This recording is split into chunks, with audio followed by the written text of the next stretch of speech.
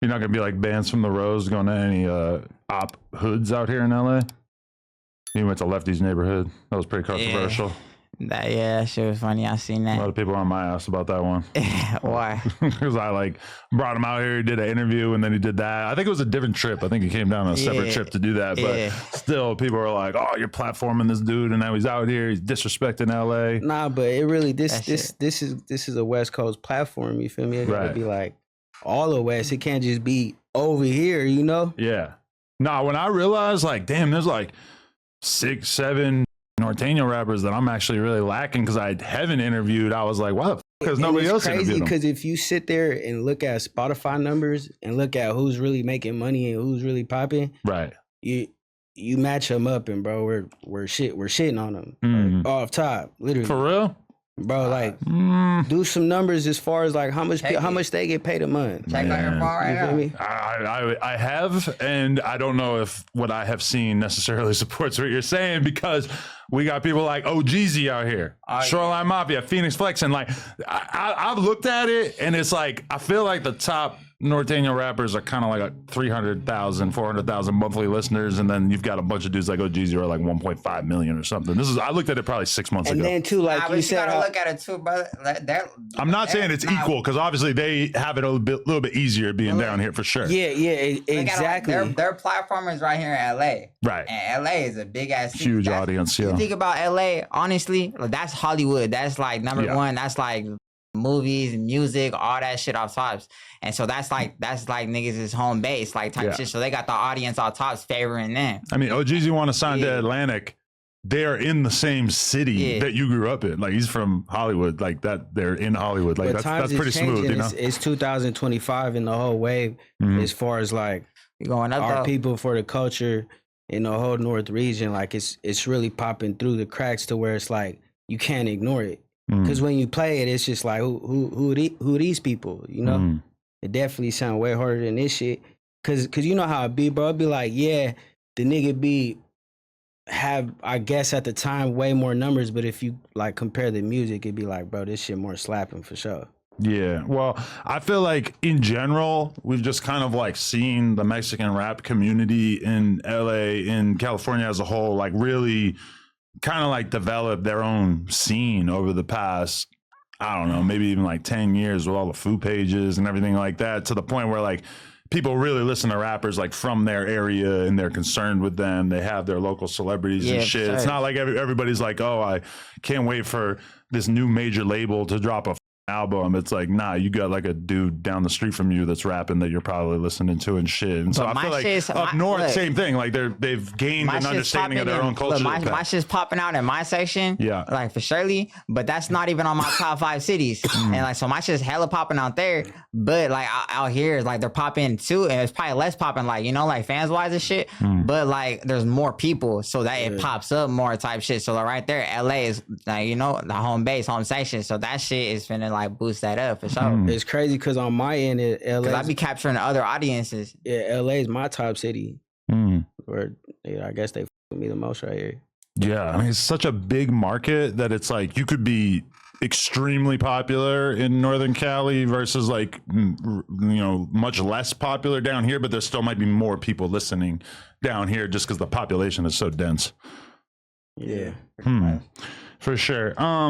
Okay, but so, you know, I feel like obviously part of why you coming down here is so controversial is because you basically diss the Southsiders like in like every song over and over and over. At first, when I was listening to it, I was thinking that like they hated on you without reason, but then I started listening to music. I'm like, oh no, they definitely have a reason because you're very disrespectful in a lot of these songs, and there's quite a bit to decode. You got to be a little bit up on some of the slang, but I felt like I pieced together some of it.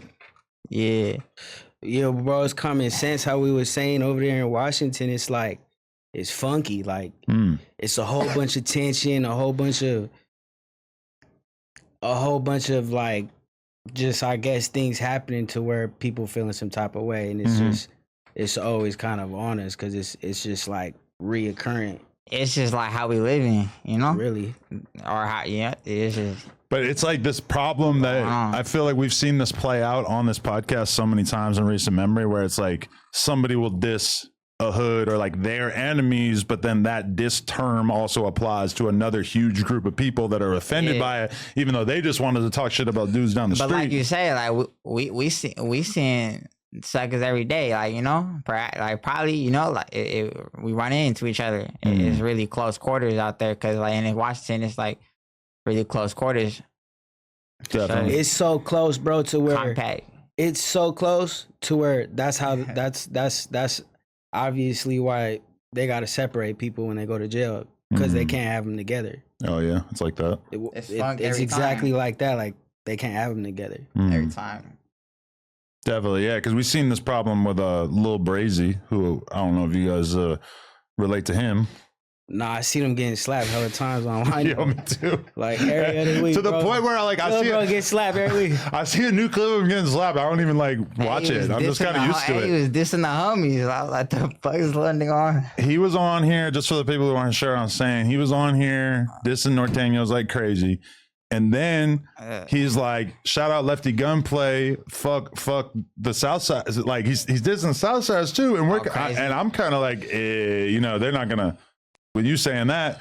And he's just like, no, I'm talking about the dudes in my town. And I'm like, nobody cares. Like absolutely nobody cares. He just off the market on both ends. Yeah, exactly. Now nobody Mexican is gonna listen to your shit ever. Not that was probably gonna really happen that much anyway, but he's really kind of closing the door there.